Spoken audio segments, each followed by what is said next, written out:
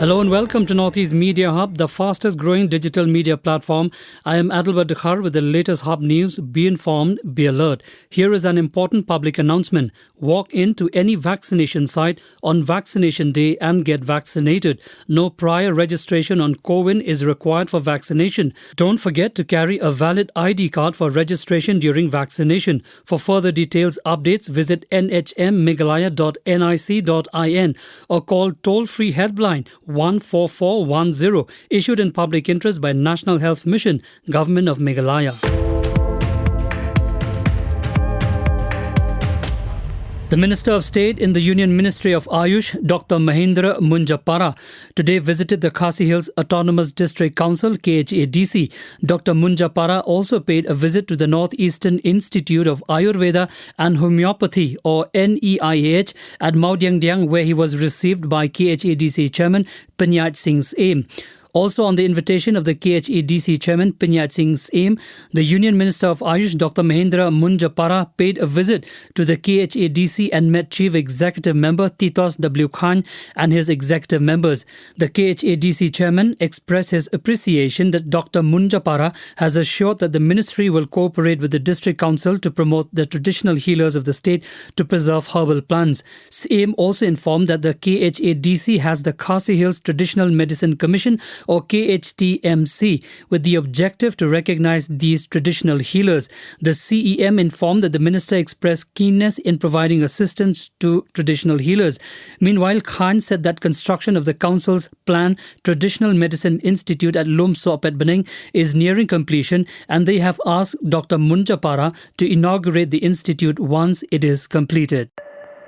In a tragic incident, at least 4 people, 3 of them siblings, have allegedly died of asphyxiation in a water tank in Mizoram's Kolasip town near the Assam border on Friday, a senior police officer said. Mizoram Deputy Inspector General of Police Lalbiak Thanga Khyangte said the incident occurred at around 4 p.m. on Friday when the 3 brothers entered a newly constructed concrete water tank to remove bamboo poles used for supporting the upper slab of the tank.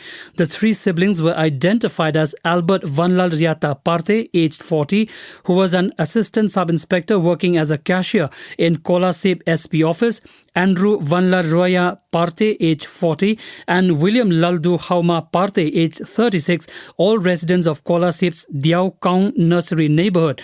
As the 3 brothers could not get out of the water tank, purportedly due to asphyxiation, the neighbor Lalchuan Liana, aged 60, who rushed to the spot and entered inside the water tank to rescue them, could also not make it out, he said.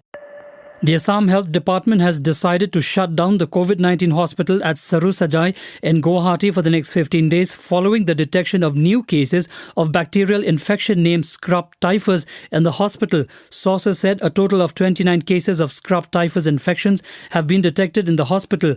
At least 3 doctors, including the superintendent of the hospital, Raj Pratim Das, some nurses and health workers have been infected by the bacteria, besides some COVID-19 patients.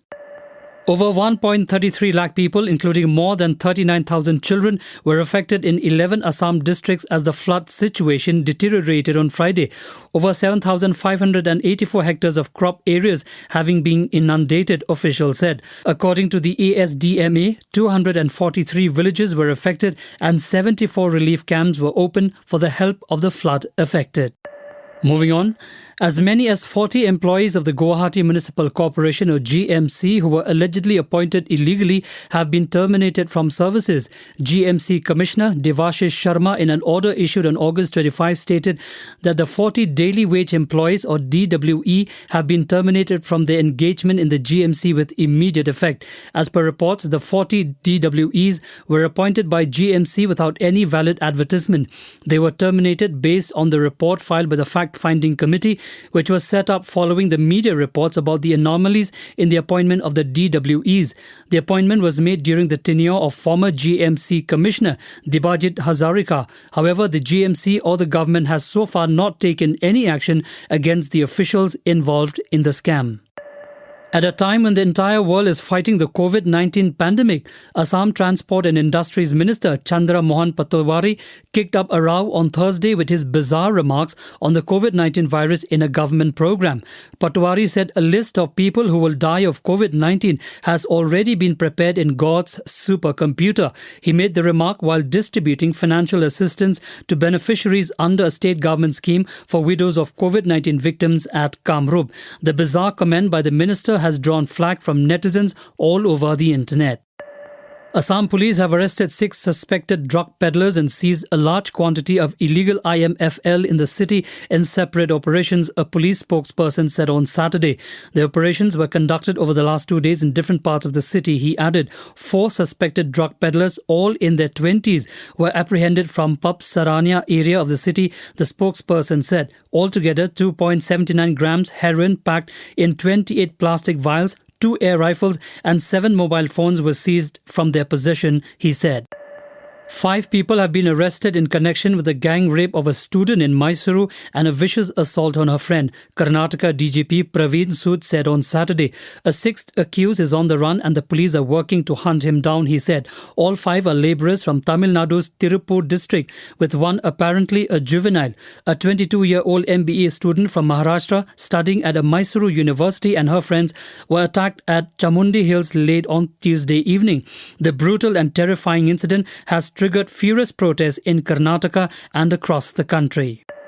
The centre on Saturday asked all states and union territories to ensure there is no large gathering during the upcoming festival season and, if necessary, impose local restrictions to check the spread of coronavirus. Extending the ongoing COVID-19 guidelines for 1 more month till September 30, Union Home Secretary Ajay Bhalla said the overall pandemic situation now appears to be largely stable at the national level, except for the localized spread observed in a few states. The total number of active cases and high case positivity in some districts continue to remain a matter of concern, he told the chief secretaries of all states and union territories in his identical letters. In yet another case of online gaming addiction, a 16-year-old boy from the western suburb of Jogeshwari, Mumbai, allegedly spent rupees 10 lakhs through online transactions for playing PUBG. The boy ran away from home after his parents scolded him. The police subsequently traced the runaway teen to the Mahakali Caves area and sent him back to his parents. The incident came to light on Wednesday evening after the boy's father approached the MIDC police station with a missing persons complaint. During the probe, the boy's parents informed the police that the teenager had been addicted to PUBG since last month. While playing on the mobile phone, he spent rupees 10 lakh from his mother's bank account to get an ID and virtual currency to play the game, he said. Thank you for listening to our podcast. For latest news and updates, follow us on www.hubnetwork.in. Download Hub News app in your mobile from Google Play Store and Apple App Store. For promotion and publicity, write to us at info@hubnetwork.in. Thank you. Kublai Shibon, Mithela.